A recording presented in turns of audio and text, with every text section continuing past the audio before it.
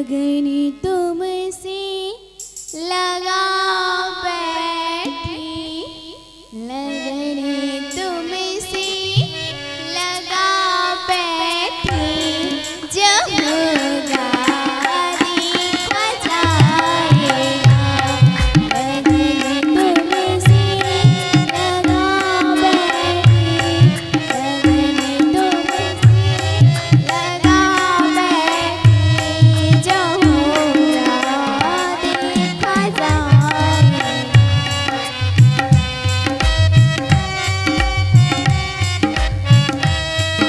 जो होगा देखा जाएगा। लगन में लगा बैठे, जो होगा देखा जाएगा। सिरारे दोनों हाथों में करते हुए सिरारे जितने भजन है मीठी मीठी तालियों से कहने क्या, जो होगा देखा जाएगा, जो होगा देखा जाएगा। जो होगा देखा जाएगा। होगा देखा जाएगा। तुम्हें अपना बना बैठी, तुम्हें अपना बना बैठी, जो होगा देखा जाएगा।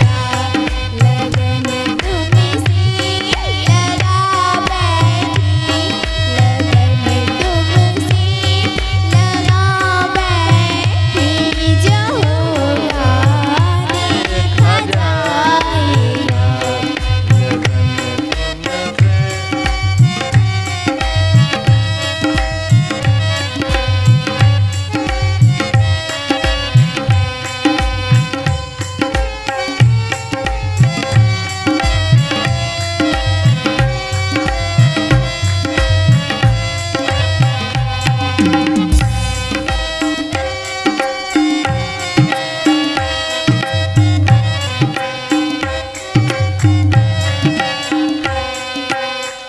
और क्या, कभी दुनिया से डरते थे कि छुप छुप याद करते थे।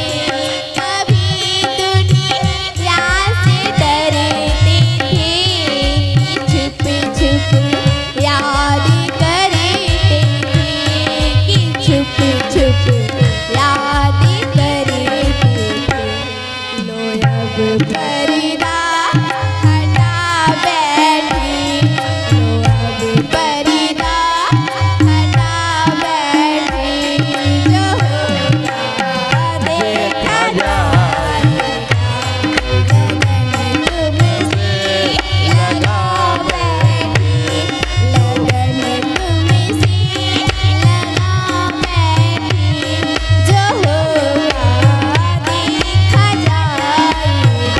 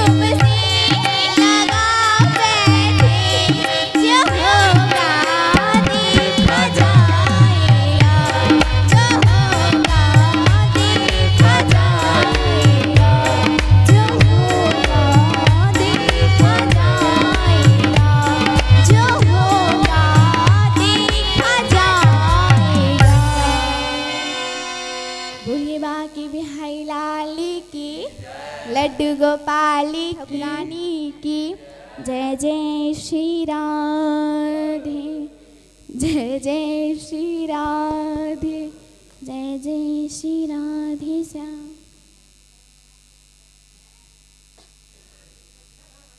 हरे कृष्णा, श्री राधे।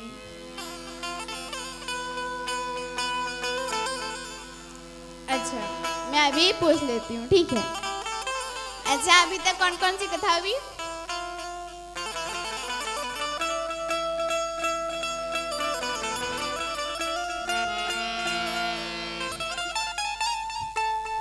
सभी तो यही बैठे हुए थे, सभी सुन रहे थे एकदम ध्यान से।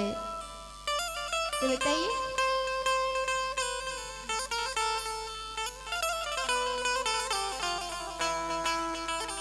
तो महाराज मैं तो बोलो जा कोई पल्ले ही ना पड़े तो काय को महाराज इतना बोलूं, बताओ।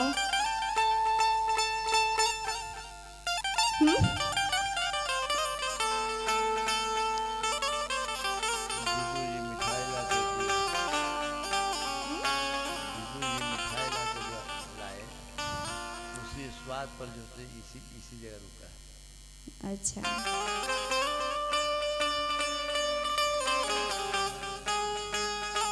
अब आप चुप रहिएगा, दूसरा कोई बताएगा। उससे पहले कौन सी कथा हुई?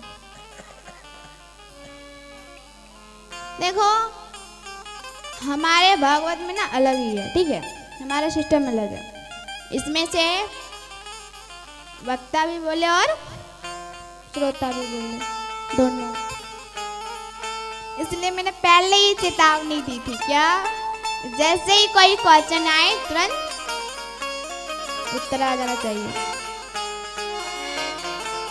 अच्छा, आ गया। अब बताओ मेरा। उससे पहले की कथा मैं पूछ रही हूँ। उसके बीच की कथा। हाँ, तो वही ना महाराज हम आपको बोल रहे थे।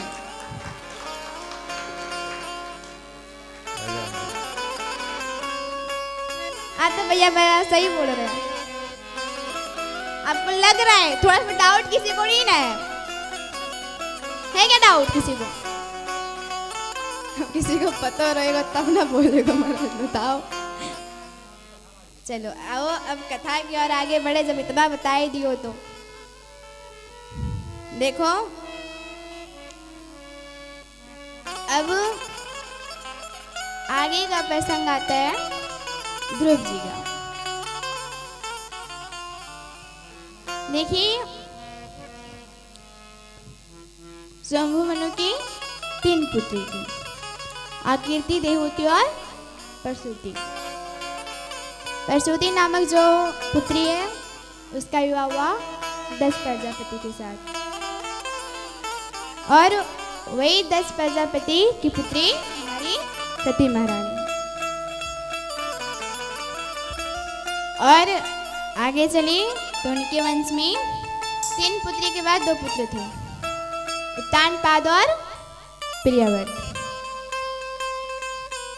उत्तानपाद माने जिसके यूचे में पूरा नाम हो, उनका नाम हो गया उत्तानपाद। प्रियव्रत माने जिनका नाम प्रिया हो और प्रिया वाले काम हो और व्रत हो, जिन्होंने ठान रखा, उसे कहे प्रियव्रत।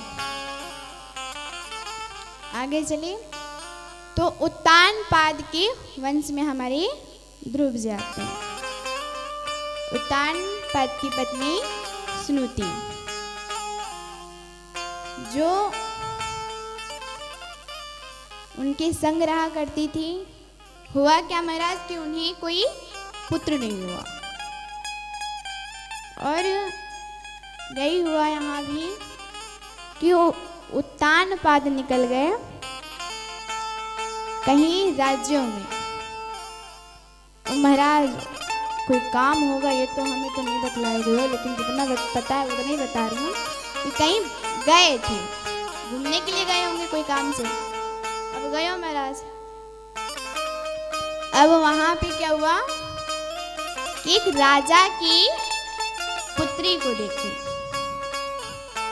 राजा की पुत्री को देखे और उनके मन में भाव आया कि इन्हें हम अपनी पत्नी बनाएं। गए और गंधर्व विधि से उनके साथ विवाह किया। विवाह होने के पश्चात अपने जब लेकर आए अपने महल में, तो यहाँ भी वही हुआ क्या कि पूछे कि ये कौन है, मेरी पहली पत्नी है। तो अब देखो महाराज, वो भी यही बात कही कि अगर ये रहेगी, इनके साथ आप रहिएगा तो मेरा साथ आप छोड़ दीजिए, मैं इनके साथ नहीं रह सकती। इसलिए उनका त्याग किया महाराज और महल से बाहर निकल गई सुनीति और चली गई। कहाँ गई? वन में। और वन में जाके कुटिया बनाकर वहां पे रहने लगी। अब सुनीति क्या हुई? गर्भवती हुई। गर्भवती हुई महाराज, और वहां पे संतों की संग्रह करती थी, संतों का सेवा किया करती थी, उसके भोजन पानी का व्यवस्था किया करती थी। इधर जो सुरुचि है दूसरी पत्नी, उसका कोई पुत्र नहीं है। इधर आज संत बहुत खुश होकर कहते हैं क्या कि आप कुछ बेटी मांगो, तुम्हारी सेवा से मैं प्रसन्न हूँ। तो कहते हैं मुझे तो कुछ नहीं चाहिए, आप बस इतना दे दो कि हमारी जो सोतन है ना, उनका भी एक भी पुत्र एक भी पुत्री नहीं है, उन्हें एक पुत्र हो जाए। कहते हैं अरे पुत्री, अरे बेटी, जिनकी वजह से तू आई है यहाँ, तू उसी के लिए ही मांग रही है। तो बोले तो क्या हुआ? वो हमारी पति के हैं, तो मैं उसे, उसका बुरा मैं कैसे चाह सकती हूँ? इसलिए मैं चाहती हूँ कि उनका एक पुत्र हो जाए।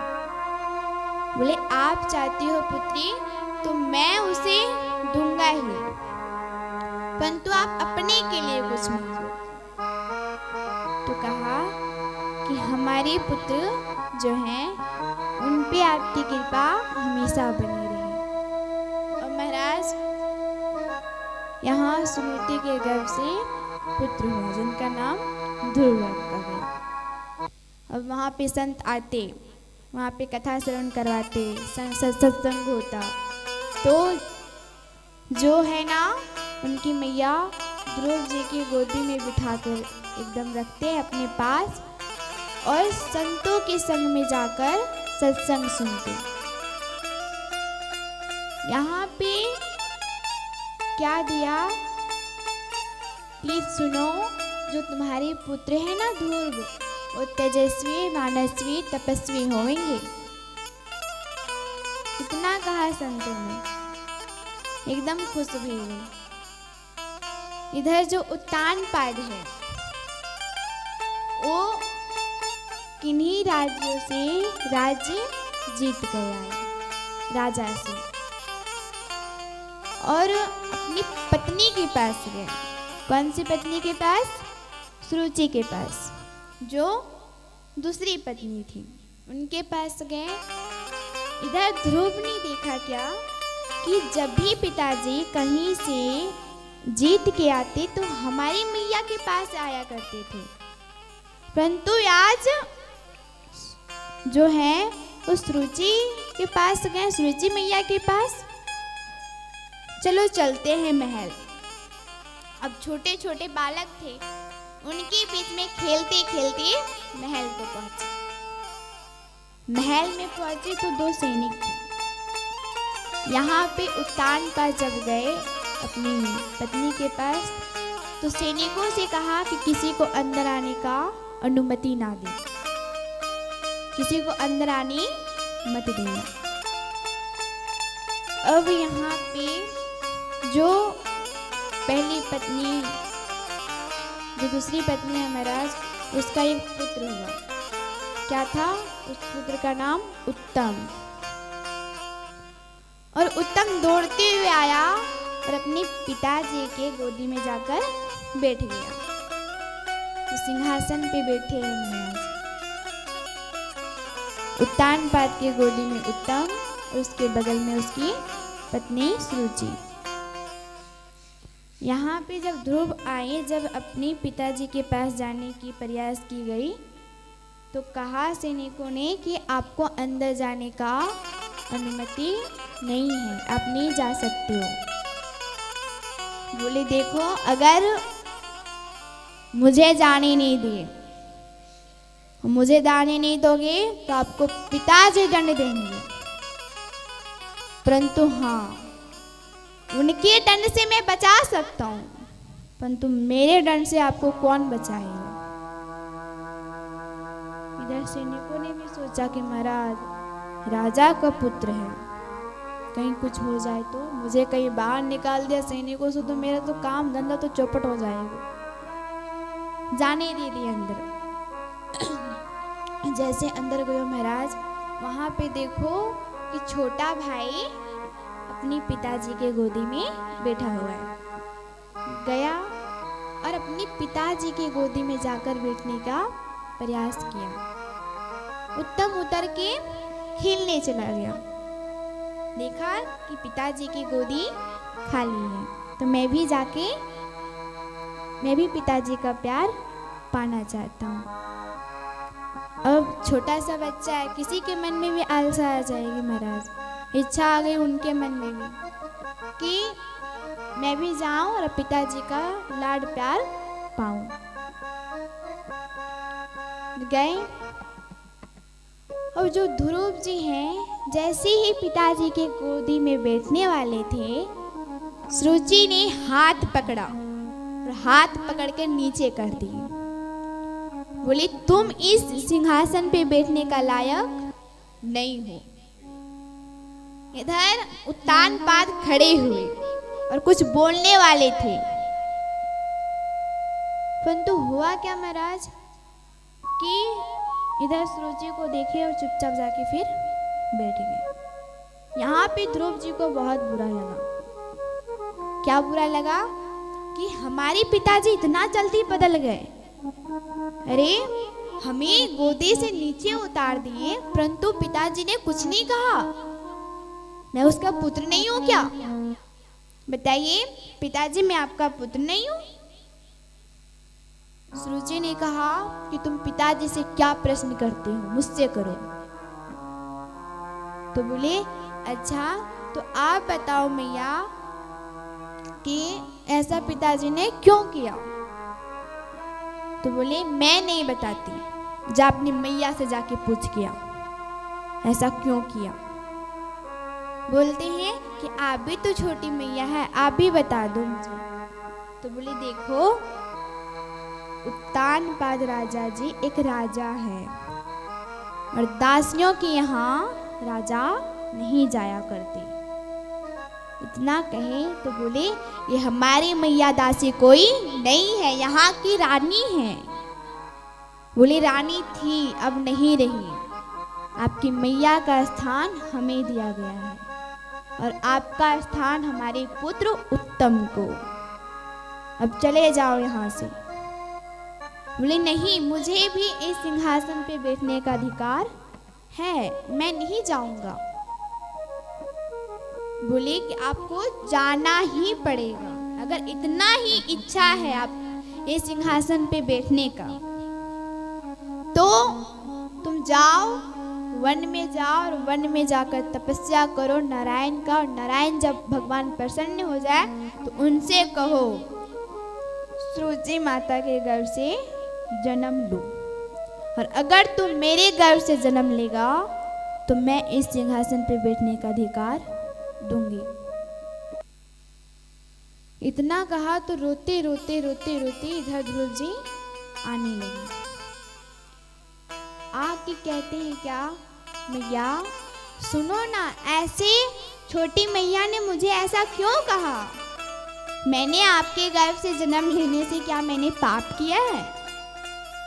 बोले वैसे तुझे किसने बताया? नहीं पुत्र, तू तो एक तो मेरा लाडला पुत्र है, तुझे ऐसे कैसे कह दिया? बोले छोटी मैया ने मुझे कहा कि आपके घर से जन्म लेने से मैंने अपराध किया है। तो बोले तू तो ऐसे है मेरा लल्ला कि तू तो देवी देवता के घर से जन्म लेता, तू मेरे ये ऐसे घर में तू जन्म लिया है जहाँ तुम्हारा कोई सम्मान नहीं है, ये दासी के घर से आपने जन्म लिया है। तो बोली मैया एक बात बताओ, उसमें क्या गुण है? छोटी मैया में क्या गुण है जो आपका अपमान किया? मैं आपके अपमान का बदला जरूर लूंगा। बोली देखो पुत्र, ऐसा भाव नहीं रखना चाहिए, वो आपकी मैया है। बोले हाँ मैया मैं जानता हूँ, परंतु उन्होंने मुझे रुलाया है। तो बोले अरे तू उसके गोदी में बैठने का जिद कर रहा है, उस राजा के गोदी में बैठने का, जिन्होंने तुझे गोदी से उठा दिया और वो देखते रह गए, कुछ बोला भी नहीं, उनके गोदी में जाके तू बैठने के लिए रो रहा है। तो उसके गोदी में बैठ, जो उनके गोदी में बैठ जाएगा तुम्हें फिर कोई उतार नहीं पाएगा। बोले किनकी गोदी में मैया में बैठ जाऊं? तो बोले इनसे भी बड़ा सिंहासन है उनका, उन्हें दुनिया पूजती है। बोले अच्छा कौन है वो? बोले नारायण। बोले अच्छा मैया आप भी मुझे वही उपदेश देती हो जो छोटी मैया ने मुझे दिया, कि मैं जाऊं और उनसे मांगूं कि मुझे छोटी मैया के गर्भ से जन्म ले लूं तो मैं सिंहासन पर बैठने का अधिकार मिल जाएगा? तो कहते नहीं नहीं पुत्र ऐसा नहीं, तुम जाओ और भगवान को दर्शन करो, ये आकांक्षा से जाओ, ना कि सिंहासन पे बैठने का। और मैया ने उपदेश दिया। अब उनके मन में क्या हुआ, ध्रुव जी के मन में, कि उन्हें लगने लगा कि अब मैं जाता हूँ, मुझे जानना है कि सुरुचि मैया ने मेरे साथ ऐसा क्यों किया। बस यही उनके दिल में एकदम घूम रहा था। क्या यही बातें थी कि हमारी छोटी मैया ने ऐसा मेरे साथ क्यों किया। अब महाराज आधी रात्रि हो गई, इधर सुनीति मैया सोई नहीं है, देखती है ध्रुव को। बोले बेटा ये तो यहाँ पे क्या कर रहा है? बोले कुछ नहीं मैया। बोले अच्छा ठीक है मैं जाती हूँ सोने। अब इधर सोने चले गए, ध्रुव जी को भी सुलाया, परंतु ध्रुव जी उठे आधी रात्रि को और मंदिर में जाके एकदम हाथ जोड़कर भगवान से प्रार्थना करने लगे कि मेरी मैया जो है ना सुबह उठेगी तो मुझे ढूंढेगी, और अगर मुझे नहीं पाई तो फिर परेशान हो जाएगी, रोने लगेगी, उनका आप ख्याल रखना। मैं जा रहा हूँ नारायण के खोज में।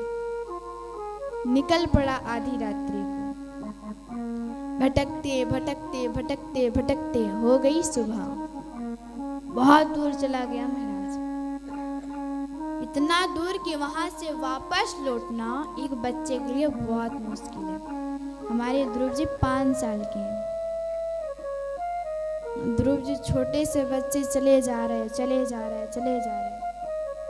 इधर नारद जी ने देखा, नारद जी ने देखा कि ऐसे अगर चलते रहा फिर तो इन्हें कुछ हो जाएगा, और ये नारायण के खोज में चल गया है, इनका मुझे सहायता करना चाहिए। नारद जी गए, नारद जी जाकर कहते हैं नारायण नारायण। ध्रुव जी ने देखा आप कौन हो, और ये जंगल में? अरे महाराज ये जंगल में तो कोई भी नहीं है और आप यहाँ पे? तो कहते हैं कि हाँ मैं कहीं और जा रहा हूँ। अरे छोटा सा बालक तू ये जंगल में तो क्या कर रहा है? अरे तुम्हारी उम्र देखी है, जा घर जा, इधर जंगल में किसे ढूंढने चला है? तो कहता है मैं नारायण को खोज में निकला हूँ, मैं घर वापस नहीं जाऊँगा, आप अपने रास्ते जाओ, मुझे नहीं जाना। बोले अच्छा, तो तुझे पता है मैं कौन हूँ? बोले कौन हूँ? तो बोले मैं नारद हूँ। बोले अच्छा, ओ आप नारद जी हो? अरे मेरी मैया ने आपकी बहुत कहानी सुनाई थी मुझे।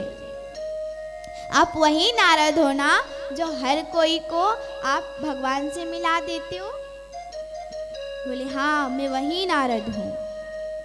तो बोले अच्छा, तो कहते हैं कि चलो फिर। बोले नहीं, मैं घर वापस नहीं जाऊंगा, आप मुझे क्या समझ रखे हो, मुझे घर वापस ले जाओगे? बोले अरे सुनो तो सही, थोड़ा सा तू बड़ा हो जा, उसके बाद जाना भगवान को ढूंढने, अभी तू बहुत छोटा है।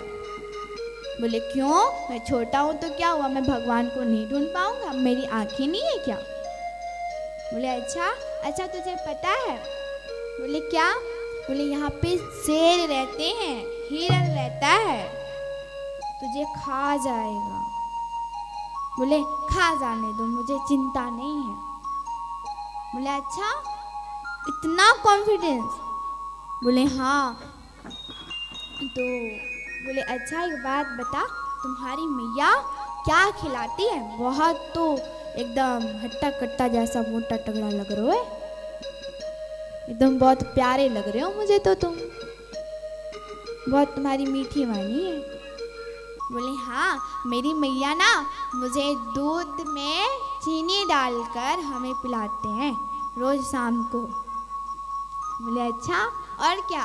बोले कि मुझे दूध रोटी और हमें खाना खिलाते हैं मैया मेरी। बोले अच्छा, कितने बार तू खाता है? बोले वही 3-4 बार। तो कहता है अच्छा, तो जंगल में तुम्हारी मैया थोड़ी ना आएगी खिलाने के लिए? बोली नहीं आएगी तो क्या हुआ, मैं फिर भी जाऊंगा नारायण को ढूंढने के लिए।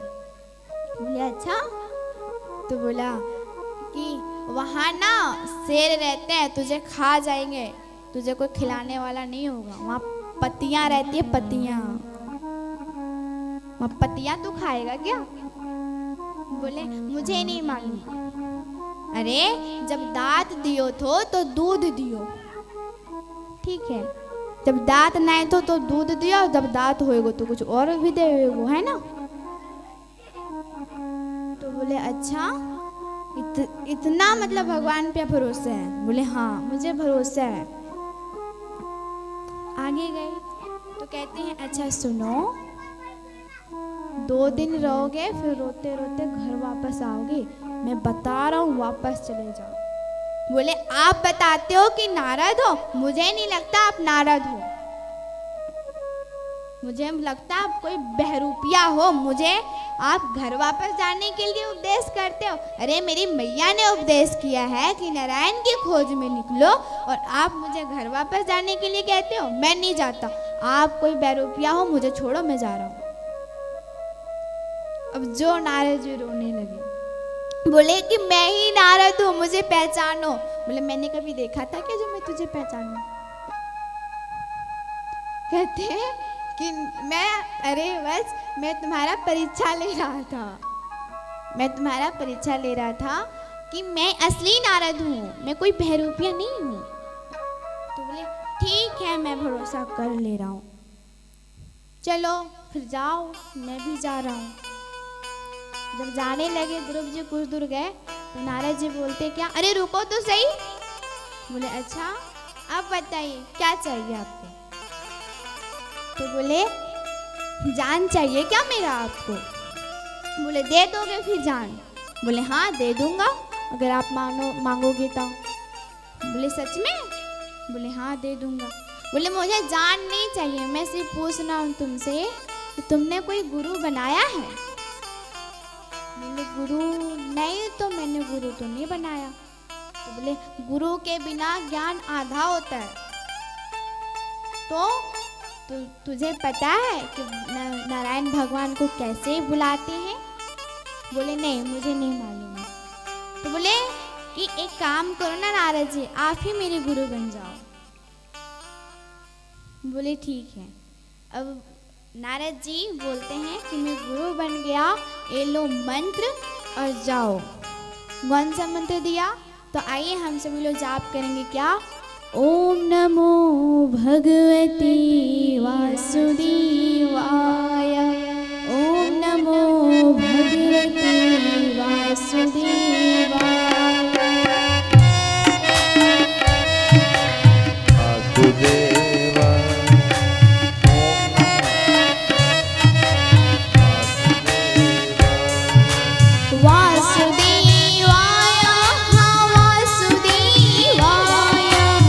वासुदेवाय श्री वासुदेवाय। ओम नमो भगवते वासुदेवाय। ओम नमो भगवते वासुदेवाय। ओम नमो भगवते वासुदेवाय। ओम नमो भगवते वासुदेवाय। और महाराज जब ये मंत्र को लेते जाए और फिर वहाँ पे जाकर ध्रुव जी ने देखा कि मैं कहाँ पे जाकर भगवान को रिझाऊं, कोई स्थान ढूंढने लगा।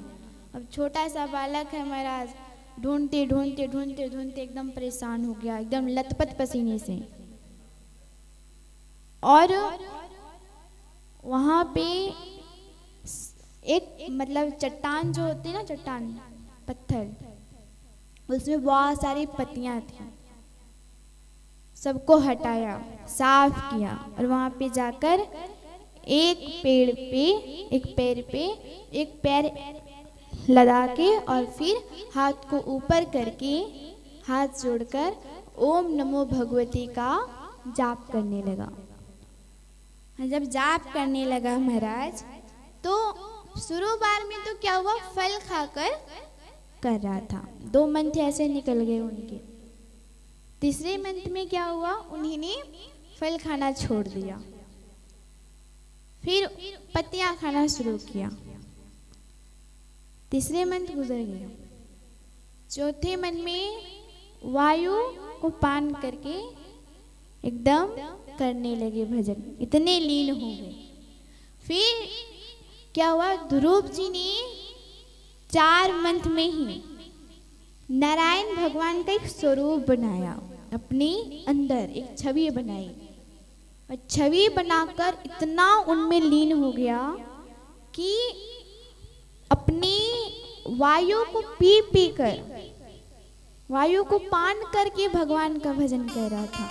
और 5वें मंत्र में क्या हुआ, वायु को छोड़ दिया और क्या हुआ महाराज, बीच में अपने सांस को रोक लिया। सांस को रोया, पूरे वायुमंडल में एकदम सांस किसी के पास नहीं आ रही है। जितने भी देवी देवता हैं सभी लोग भटकने लगे। अरे महाराज मुझे सांस नहीं आई, मुझे घबराहट हो रहा है। गए सब नारायण भगवान के पास, कहते हैं मुझे सांस नहीं आ रही है। तो कहते हैं चिंता मत करो, मेरा एक भक्त है, एक छोटा सा बालक है जिन्होंने सांस को रोककर मुझे पुकार रहा। देवी देवता कहते महाराज और परीक्षा ना लो बालक का, अब जाओ, अब जल्दी जाओ दर्शन देने के लिए। दर्शन देने के लिए गए तो जो छवि ध्रुव जी ने बनाई रखी थी, और जैसे नारायण ने भगवान ने कहा पुत्र नेत्र खोलो, इतना सुनकर कुछ नहीं कहे, फिर भी भजन करते रहे। तो बोले मैं नारायण हूँ, मैं तुम्हें दर्शन देने के लिए आया हूँ, नेत्र नहीं खोलोगे? जैसे ही नेत्र खोला, अब ध्रुव जी देखे, ध्रुव जी ने कहा आप नारायण हैं? मुझे नहीं लगता, आप भी कोई भैरूपिया हो क्या? नहीं नहीं नहीं, आप मुझे नारायण नहीं लगते। फिर से भजन करने लगे। नारायण भगवान ने सोचा कि मुझे पहचानने से इनकार क्यों किया? अरे एक तो मुझे बुला रहा है और जब मैं सामने आ रहा तो मुझे पहचान नहीं रहा है। नारायण भगवान ने ध्यान लगाया, तो देखा कि अपने मन में दूसरा छवि नारायण भगवान का रूप का बनाया है।